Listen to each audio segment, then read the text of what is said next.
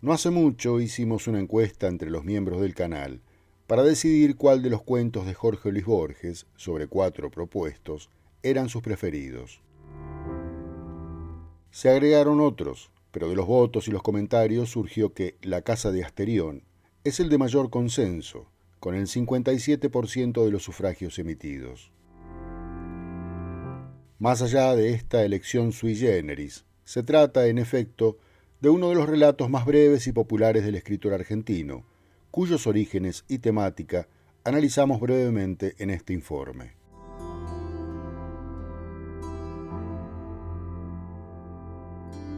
La casa de Asterión apareció por primera vez en la edición 15-16 correspondiente a los meses de mayo y junio de 1947 de la revista Los Anales de Buenos Aires, que Borges dirigía. De periodicidad mensual, Los Anales buscó ser reflejo del Journal de la Université des Annales de París, para dar difusión a la cultura y las artes producidas en Buenos Aires.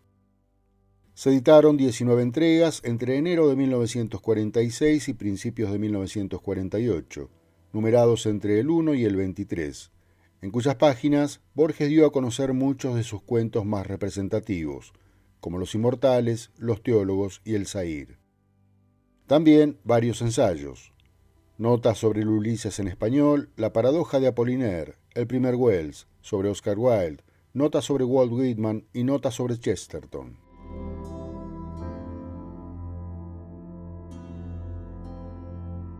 Como era habitual, nuestro dilecto escritor reunió La casa de Asterión y otros textos también publicados previamente en su segundo libro más reconocible, El Aleph, editado por Losada en 1949.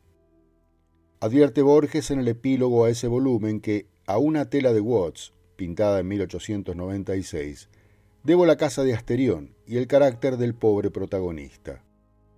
Refiere al pintor y escultor victoriano George Frederick Watts, cuya obra El Minotauro, realizada en 1885, representa en gran formato al monstruo de la mitología griega.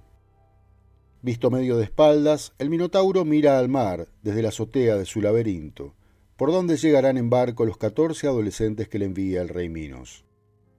Una de sus garras se apoya en el parapeto, aplastando un pequeño pájaro que simboliza la inocencia y la pureza juveniles, que serán mancilladas por él. Borges conoció la pintura que inspiró el cuento a través de su admirado Chesterton, autor de la biografía titulada G.F. Watts, publicada en Londres en 1904, año del fallecimiento del pintor inglés.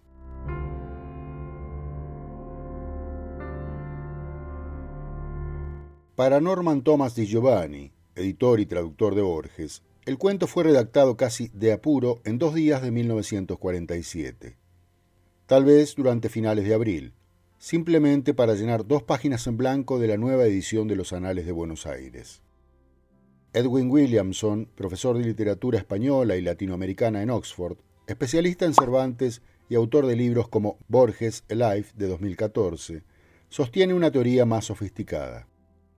Para este catedrático inglés, la ruptura del romance que mantenían Borges y Estela Canto y la infelicidad que ello le produjo fue un asunto decisivo para la redacción del cuento. El autor cuenta a su manera el desasosiego y la extrema soledad a la que era condenado con semejante abandono, y su deseo de ser liberado de una vida que parecía monótona sin la amada.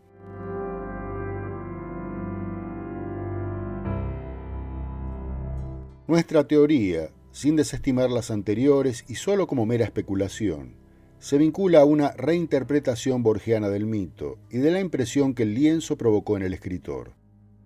Para Borges puede que el Minotauro no observe el mar sino el infinito, y que no espere la llegada de los jóvenes sacrificados, sino la de su Redentor. Mientras reflexiona sobre las vicisitudes de su desgraciada existencia en el laberinto creado por Dédalo, solo ansía la llegada de quien, como él mismo hace con sus víctimas, lo liberará de todo mal. Esa larga y melancólica cavilación del hijo de Persífae y del toro de Creta, quien supo ser resplandeciente, es justamente la que da forma y fondo al cuento, donde el mito se transforma en dilema existencial, con un remate inesperado.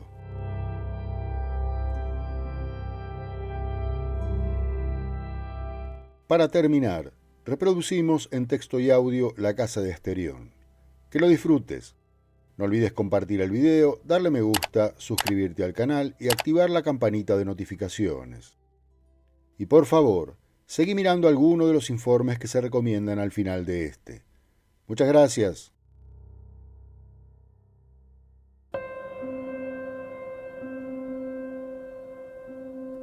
La Casa de Asterión. Sé que me acusan de soberbia, y tal vez de misantropía, y tal vez de locura. Tales acusaciones, que yo castigaré a su debido tiempo, son irrisorias. Es verdad que no salgo de mi casa, pero también es verdad que sus puertas, cuyo número es infinito, están abiertas día y noche a los hombres y también a los animales. Que entre el que quiera. No hallará pompas mujeriles aquí ni el bizarro aparato de los palacios, pero sí la quietud y la soledad. Asimismo hallará una casa como no hay otra en la faz de la tierra. Mienten los que declaran que en Egipto hay una parecida. Hasta mis detractores admiten que no hay un solo mueble en la casa. Otra especie ridícula es que yo, Asterión, soy un prisionero. Repetiré que no hay una puerta cerrada, añadiré que no hay una cerradura. Por lo demás, algún atardecer he pisado la calle. Si antes de la noche volví, lo hice por el temor que me infundieron las caras de la plebe, caras descoloridas y aplanadas, como la mano abierta. Ya se había puesto el sol, pero el desvalido llanto de un niño y las toscas plegarias de la Grey dijeron que me habían reconocido. La gente oraba, huía, se prosternaba. Unos se encaramaban al estilóbato del templo de las hachas, otros juntaban piedras. Alguno, creo, se ocultó bajo el mar. No en vano fue una reina mi madre. No puedo confundirme con el vulgo, aunque mi modestia lo quiera. El hecho es que soy único. No me interesa lo que un hombre pueda transmitir a otros hombres. Como el filósofo, pienso que nada es comunicable por el arte de la escritura. Las enojosas y triviales minucias no tienen cabida en mi espíritu, que está capacitado para lo grande. Jamás he retenido la diferencia entre una letra y otra. Cierta impaciencia generosa no ha consentido que yo aprendiera a leer. A veces lo deploro, porque las noches y los días son largos. Claro que no me faltan distracciones. Semejante al carnero que va a embestir, corro por las galerías de piedra hasta rodar al suelo, mareado. Me agazapo a la sombra de un aljibe o a la vuelta de un corredor y juego a que me buscan. Hay azoteas desde las que me dejo caer hasta ensangrentarme. A cualquier hora puedo jugar a estar dormido, con los ojos cerrados y la respiración poderosa. A veces me duermo realmente, a veces ha cambiado el color del día cuando he abierto los ojos. Pero de tantos juegos el que prefiero es el de otro Asterión. Finjo que viene a visitarme y que yo le muestro la casa. Con grandes reverencias le digo: ahora volvemos a la encrucijada anterior, o ahora desembocamos en otro patio, o bien decía yo que te gustaría la canaleta, o ahora verás una cisterna que se llenó de arena, o ya verás cómo el sótano se bifurca. A veces me equivoco y nos reímos buenamente los dos. No solo he imaginado esos juegos, también he meditado sobre la casa. Todas las partes de la casa están muchas veces. Cualquier lugar es otro lugar. No hay un aljibe, un patio, un abrevadero, un pesebre. Son 14, son infinitos los pesebres, abrevaderos, patios, aljibes. La casa es del tamaño del mundo, mejor dicho, es el mundo. Sin embargo, a fuerza de fatigar patios con un aljibe y polvorientas galerías de piedra gris, he alcanzado la calle y he visto el templo de las hachas y el mar.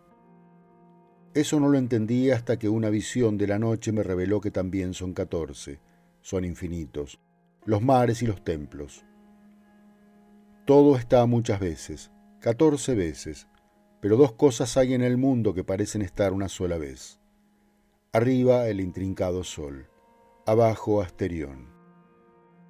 Quizá yo he creado las estrellas y el sol y la enorme casa, pero ya no me acuerdo.